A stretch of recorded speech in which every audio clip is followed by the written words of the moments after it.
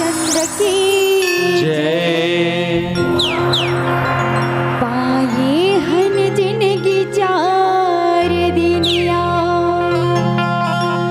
मांगे माया माए सारी दुनिया। हरि भक्ति भजन ला भुलाई डरे, मोह माया ला मन मा मिलाई डरे। मोह माया ला मन मा मिलाई डरे।